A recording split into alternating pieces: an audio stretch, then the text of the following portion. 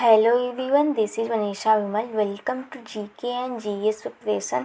इस वीडियो में हम चाइल्ड डेवलपमेंट के कुछ क्वेश्चन डिस्कस करेंगे। तो आइए देखते हैं। पहला क्वेश्चन, जेंडर। जेंडर क्या है? एक आर्थिक अवधारणा है, या फिर एक मनोवैज्ञानिक सत्ता है, या फिर एक जैविक निर्धारण है, या फिर एक सामाजिक संरचना है। तो अगर हम यहाँ पे अगर इंग्लिश में जेंडर लिखा है हिंदी में, तो हम पेपर में इंग्लिश की तरफ जाकर देख लेंगे कि वहाँ पे जेंडर लिखा है या सेक्स लिखा है। अगर वहाँ पे जेंडर लिखा होगा तो वह एक सामाजिक संरचना है जेंडर। और अगर सेक्स लिखा होगा तो सेक्स एक जैविक संरचना हो जाएगी। तो यहाँ पे जेंडर को हम जेंडर ही कंसीडर करेंगे इंग्लिश में भी, इसलिए यह एक सामाजिक संरचना है। प्रश्न नंबर 2, निम्नलिखित में से कौन सा विकास के व्यापक आयामों की सही पहचान करता है? मतलब कि जो विकास के 4 आयाम होते हैं वो कौन कौन से हैं? पहला सामाजिक, शारीरिक, व्यक्तित्व, या फिर चौथा स्व, या फिर दूसरे नंबर पे शारीरिक, संज्ञानात्मक, सामाजिक और संवेगात्मक, और तीसरा ऑप्शन है शारीरिक, वैयक्तिक, आध्यात्मिक एवं संवेगात्मक, या फिर चौथा संवेगात्मक, बौद्धिक, आध्यात्मिक एवं स्व। तो यहाँ पे स्व जैसा कोई आयाम नहीं होता है विकास का, और आध्यात्मिक जैसा भी कोई प्रकार नहीं होता है विकास का। तो यहाँ पे आध्यात्मिक और स्व वाला ऑप्शन काट देंगे तो बचेगा शारीरिक, संज्ञानात्मक, सामाजिक और संवेगात्मक। तो इसका दूसरा ऑप्शन जो है वो सही होगा। प्रश्न नंबर 3, बुद्धि के बारे में निम्नलिखित कथनों में से कौन सा सही है? बुद्धि बहुआयामी है, जिसमें बुद्धि परीक्षणों के द्वारा पूर्ण रूप से प्रमेय न की जाने वाली कई योग्यताएं शामिल हैं। तो हाँ, बुद्धि जो होती है मल्टी डायमेंशनल होती है, और इसमें जो बुद्धि परीक्षण होते हैं उनसे हम ठीक प्रकार से बुद्धि को नाप या माप नहीं सकते हैं कि बुद्धि किसी व्यक्ति की उतनी ही है जितनी बुद्धि परीक्षण में या फिर बुद्धि के टेस्ट में आई है। तो यहाँ पे पहला ऑप्शन हमें सही लग रहा है। फिर भी हम दूसरा ऑप्शन देख लेते हैं। बुद्धि अपसारी रूप से सोचने की योग्यता है। बुद्धि अपसारी रूप से सोचने की प्रक्रिया है, ना कि अभिसारी रूप से सोचने की योग्यता है। अभिसारी मतलब कि एक ही दिशा में सोचना, और अपसारी मतलब एक समस्या के बारे में कई प्रकार से सोचना। तो यहाँ पे दूसरा ऑप्शन कट जाएगा। तीसरा, बुद्धि अनुभव के परिणाम के रूप में व्यवहार में एक अपेक्षाकृत स्थायी परिवर्तन है। बुद्धि जो होती है वो अस्थायी परिवर्तन होता है, ना कि व्यवहार में, ना कि एक स्थायी परिवर्तन होता है। तो यहाँ पे तीसरा ऑप्शन भी कट जाएगा। बुद्धि एक अनुवांशिक विशेषक है, जिसमें मानसिक गतिविधियों जैसे स्मरण एवं तर्क शामिल होते हैं। बुद्धि अनुवांशिक विशेषक होने के साथ साथ पर्यावरण से भी प्रभावित होती है। तो यहाँ पे चौथा ऑप्शन भी जो है वो गलत हो जाएगा। तो यहाँ पे पहला ऑप्शन जो है वो सही होगा। प्रश्न नंबर 4, निम्नलिखित में से कौन प्राथमिक सामाजिकरण का माध्यम है? मीडिया, परिवार, विद्यालय और सरकार। तो यहाँ पे मीडिया, विद्यालय और सरकार जो हैं वो द्वितीयक सामाजिकरण के माध्यम है। जो प्राथमिक सामाजिकरण का माध्यम है वो है परिवार। तो यहाँ पे दूसरा ऑप्शन सही होगा। प्रश्न नंबर 5, जीन पियाजे के सिद्धांत का प्रमुख प्रस्ताव है कि बच्चों की सोच गुणात्मक रूप में वयस्कों से भिन्न होती है, या फिर दूसरा बच्चों की सोच वयस्कों से निम्न होती है, या फिर तीसरा बच्चों की सोच वयस्कों से बेहतर होती है, या फिर चौथा बच्चों की सोच मात्रात्मक रूप से वयस्कों से भिन्न होती है। तो यहाँ पे जो बच्चों की सोच जो है वो जीन पियाजे के सिद्धांत के अनुसार गुणात्मक रूप से वयस्कों से भिन्न होती है। तो यहाँ पे पहला ऑप्शन सही होगा।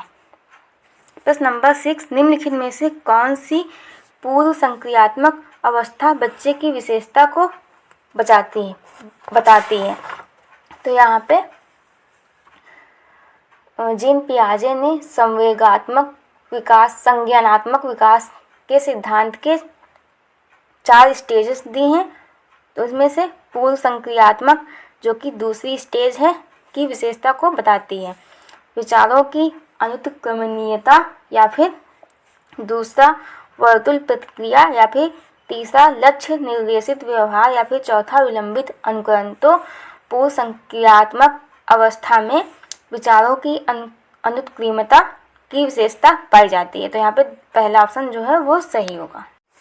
प्रश्न नंबर 7, बच्चों और उनके अधिगम के संदर्भ में निम्नलिखित कथनों में से कौन सा सही है? बच्चों को अधिगम हेतु प्रेरित करने के लिए उन्हें पुरस्कृत एवं दंडित करना चाहिए। हम एक बार को पुरस्कार तो दे भी सकते हैं बच्चों को, लेकिन दंड तो हमें बिल्कुल भी नहीं देना है। तो यहाँ पे पहला ऑप्शन जो है वो गलत हो जाएगा। सभी बच्चे सीखने के लिए स्वाभाविक रूप से प्रेरित होते हैं तथा सीखने में सक्षम हैं। तो अगर बच्चे स्वाभाविक रूप से प्रेरित होंगे तो वो बेहतर सीख पाएंगे। तो ये ऑप्शन हमें सही लग रहा है। ऑप्शन नंबर 3, बच्चों को सीखने के लिए अभिप्रेरणा तथा सीखने के लिए उनकी सक्षमता जो है केवल आनुवंशिकता के द्वारा पूर्व निर्धारित है। आनुवंशिकता का ही नहीं बच्चों के सीखने में, बल्कि पर्यावरण का भी हाथ होता है। 50% आनुवंशिकता और 50% पर्यावरण जो है बच्चे के विकास में या उनके सीखने के लिए जो उनकी क्षमता है उसमें सहायक होते हैं। तो यहाँ पे ये ऑप्शन भी गलत हो जाएगा, तो क्योंकि ये बोल रहे हैं केवल आनुवंशिकता के द्वारा ही पूर्व निर्धारित होती है। तो यहाँ पे ये गलत हो जाएगा। 4, बच्चों की सामाजिक आर्थिक पृष्ठभूमि उनकी प्रेरणा एवं अधिगम क्षमता को निर्धारित एवं सीमित करती है।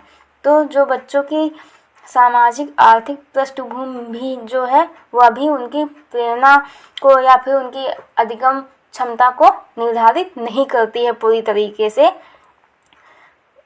तो यहाँ पे चौथा ऑप्शन भी गलत हो जाएगा, तो दूसरा ऑप्शन सही होगा।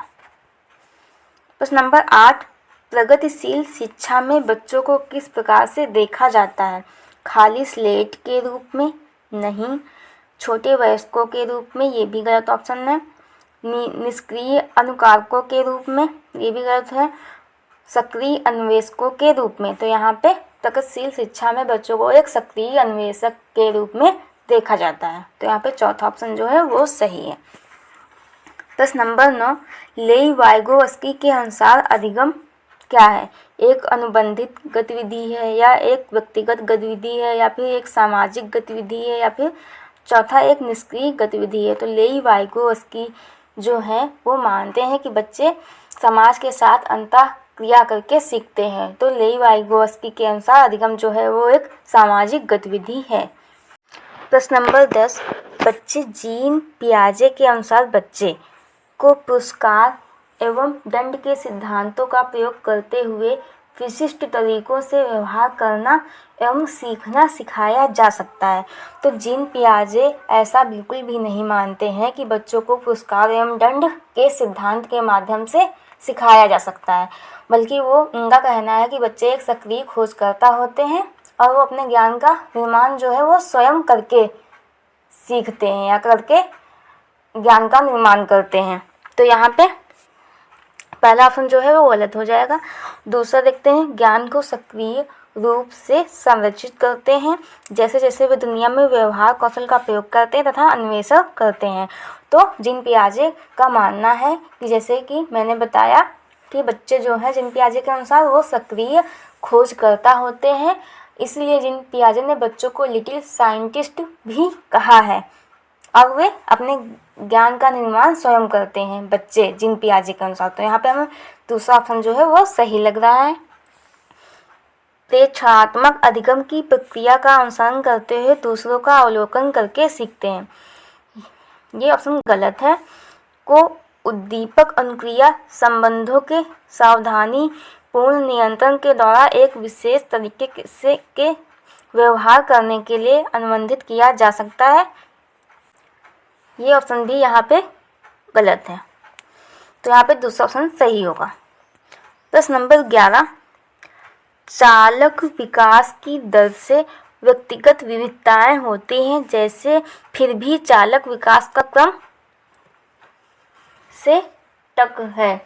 तो परिष्कृत सूक्ष्म चालक विकास से परिष्कृत अपरिष्कृत चालक विकास तक, या फिर शीर्षगामी और अधोगामी, या फिर अधोगामी शीर्षगामी, या फिर चौथा अपरिष्कृत चालक विकास और परिष्कृत चालक विकास। तो यहाँ पे जो सही ऑप्शन है वो चालक विकास की दर से व्यक्तिगत विविधताएं होती हैं, फिर भी चालक जो है विकास का क्रम अपरिष्कृत या फिर स्थूल चालक विकास से परिष्कृत चालक विकास तक है। तो यहाँ पे चौथा ऑप्शन जो है वो सही होगा।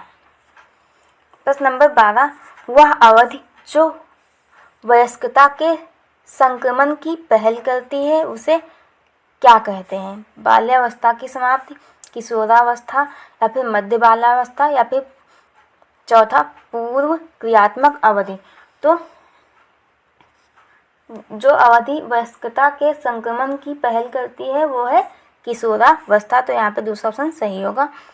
प्रश्न नंबर 13, एक प्रारंभिक कक्षा कक्ष में एक बालक बालिका अपने साथ जो अनुभव लाते या लाती हैं उन्हें शामिल कर उनका संचय करना चाहिए, हाँ, या फिर उन्हें अस्वीकार करना चाहिए। हमें उन्हें अस्वीकार बिल्कुल भी नहीं करना है, उनकी उपेक्षा भी नहीं करनी है और उन पर ध्यान भी देना है। यहाँ पे नहीं देना हुआ है, देना लिखा हुआ है तो ये भी गलत हो जाएगा। तो यहाँ पे पहला ऑप्शन सही होगा, उन्हें शामिल कर उनका संचय करना चाहिए, तभी बच्चे जो हैं वो सीख पाएंगे और उन्हें इम्पोर्टेंस मिलेगी। प्रश्न नंबर 14, एक बच्चा तर्क प्रस्तुत करता है कि हैंज को दवाई की चोरी नहीं करनी चाहिए, वह दवाई जो उसकी पत्नी की जान बचाने के लिए ज़रूरी है, क्योंकि यदि वह ऐसा करता है तो उसे वह पकड़ा जाएगा और जेल भेज दिया जाएगा। कोहलबर्ग के अनुसार वह बच्चा नैतिक समझ की किस अवस्था के अंतर्गत आता है? तो कोहलबर्ग ने यहाँ पे नैतिक विकास का सिद्धांत दिया है। उसके अनुसार जो है उन स्टेजेस के अनुसार एक बच्चा जो है वो कह रहा है कि जो हैंज हैं उनको दवाई की चोरी नहीं करनी चाहिए थी। अगर वो चोरी करेंगे तो पकड़े जाएंगे और जेल भेज दिए जाएंगे। तो कोहलबर्ग के अनुसार वह बच्चा नैतिक समझ की किस अवस्था के अंतर्गत आता है? सार्वभौमिक नैतिक सिद्धांत अभिविन्यास, या फिर यांत्रिक उद्देश्य अभिविन्यास, या फिर सामाजिक क्रम नियंत्रक अभिविन्यास, या फिर दंड एवं आज्ञा पालन अभिविन्यास। तो यहाँ पे दंड की बात हो रही है कि अगर वो पकड़ लिया जाएगा और जेल भेज दिया जाएगा तो उसे दंड मिलेगा। तो यहाँ पे दंड एवं आज्ञा पालन अभिविन्यास स्टेज की बात हो रही है, जो कि लेवल फर्स्ट की इन्होंने 3 लेवल दी हैं कोहलबर्ग ने नैतिक विकास के सिद्धांत में। पहले लेवल की या दूसरी या तीसरी स्टेज है दंड एवं आज्ञा पालन अभिविन्यास।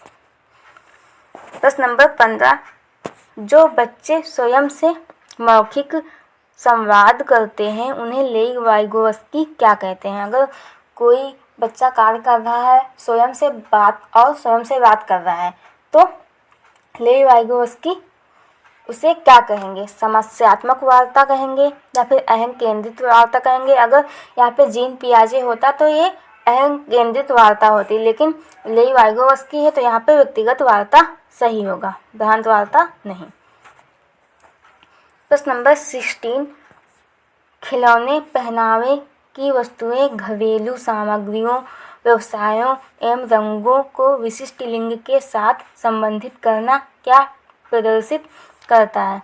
अगर जैसे डॉल को है वो हमने गर्ल्स से संबंधित कर दिया, या फिर बैडमिंटन जो है वो लड़कियों से संबंधित कर दिया कि बस लड़कियां ही खेलती हैं, और बैट बॉल लड़के ही खेलते हैं, और पिंक कलर जो है बस लड़कियों को पसंद होता है, और या ब्लैक कलर जो है वो बस लड़कों को पसंद होता है। तो यहाँ पे हम जो है खिलौने और पहनावों की वस्तुओं को है एक विशिष्ट लिंग के साथ संबंधित कर रहे हैं। तो यह क्या प्रदर्शित करता है? विकसित जेंडर पहचान को, जेंडर प्रासंगिकता को, या फिर जेंडर रूढ़िवादिता को, या फिर जेंडर सिद्धांत को। तो ये सब चीज़ें अगर हम किसी लिंग के साथ जोड़ रहे हैं तो वह जेंडर रूढ़िवादिता को प्रदर्शित करता है। तो यहाँ पे तीसरा ऑप्शन जो है वो सही होगा।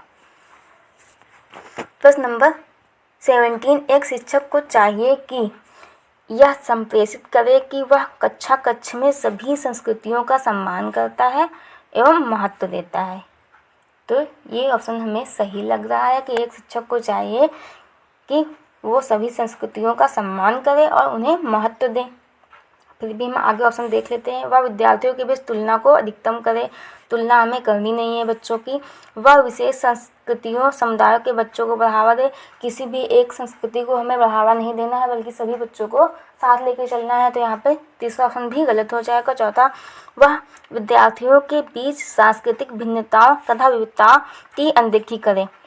हमें सांस्कृतिक विभिन्नताओं तथा विविधता को ध्यान में रखकर और उनको बराबर महत्व देना है, ना कि उनकी अनदेखी करनी है। तो यहाँ पे पहला ऑप्शन जो है वो सही होगा। प्रश्न नंबर 18, निम्नलिखित संरचनाओं में शिक्षा का अधिकार अधिनियम 2009 किसकी वकालत करता है? मुख्य धारा शिक्षा की, समावेशी शिक्षा की, या फिर एकीकृत शिक्षा की, या फिर पृथक्करण की? तो जो शिक्षा का अधिकार अधिनियम 2009 है वो समावेशी शिक्षा की बात करता है। तो यहाँ पे दूसरा ऑप्शन जो है वो सही होगा। प्रश्न नंबर 19, एक यह विचारधारा है कि सभी बच्चों को एक नियमित विद्यालय व्यवस्था में समान शिक्षा प्राप्त करने का अधिकार हो। बहुसांस्कृतिक शिक्षा की विचारधारा है, या फिर समावेशी शिक्षा की विचारधारा है, या फिर मुख्य धारा शिक्षा की विचारधारा है, या फिर विशेष शिक्षा की विचारधारा है? तो यहाँ पे जो समावेशी शिक्षा है वो यह कहती है कि जो सभी बच्चे हैं उनको एक नियमित विद्यालयों में समान शिक्षा प्राप्त करने का अधिकार है। तो यहाँ पे दूसरा ऑप्शन सही होगा। प्रश्न नंबर 20, निम्नलिखित में से कौन सी अधिगम की मुख्य प्रक्रिया नहीं है जिसके द्वारा सार्थक अधिगम घटित होता है? यहाँ पे जो अधिगम की मुख्य प्रक्रिया नहीं है वो हमें बतानी है। अन्वेषण एवं पारस्परिक क्रिया ये तो है। कंठस्थीकरण एवं स्मरण, हमें बच्चों को रट्टू तोता नहीं बनाना है। तो यहाँ पे जो मुख्य प्रक्रिया नहीं है वही सही होगा, तो जो गलत है वही सही होगा। तो यहाँ पे दूसरा ऑप्शन जो है सही होगा। फिर भी हम आगे ऑप्शन देख लेते हैं। पुनरावृत्ति एवं अभ्यास, हाँ हम अभ्यास भी करवा सकते हैं और चैप्टर्स की या सिलेबस की पुनरावृत्ति भी करवा सकते हैं। तो ये ऑप्शन भी सही होगा। निर्देश एवं संचालन, और निर्देश और संचालन भी करते हैं। तो यहाँ पे दूसरा ऑप्शन जो है वो गलत है, और जो गलत है वही सही होगा क्योंकि हमसे पूछा ही गलत है, जो मुख्य प्रक्रिया नहीं है अधिगम की। तो यहाँ पे दूसरा ऑप्शन जो है वो सही होगा। प्रश्न नंबर 21, बच्चे प्रभावी रूप से सीखते हैं तब वे विभिन्न गतिविधियों एवं कार्यों में सक्रिय रूप से भाग लेते हैं। यहाँ अगर बच्चे प्रभावी रूप से सीख रहे होंगे और आंतरिक रूप से प्रेरित होंगे तो क्या करेंगे? विभिन्न गतिविधियों एवं कार्यों में सक्रिय रूप से भाग लेंगे। शिक्षक कक्षा में होने वाली सभी घटनाओं बच्चों को पूर्ण रूप से नियंत्रित करता है? नहीं। वे पाठ्य पुस्तक में दिए गए तथ्यों को याद करते हैं? ऐसा भी नहीं है कि वो बस रट के बैठ जाएं और उन्हें वो प्रभावी रूप से सीख रहे हों। तो यहाँ पे तीसरा ऑप्शन भी गलत है।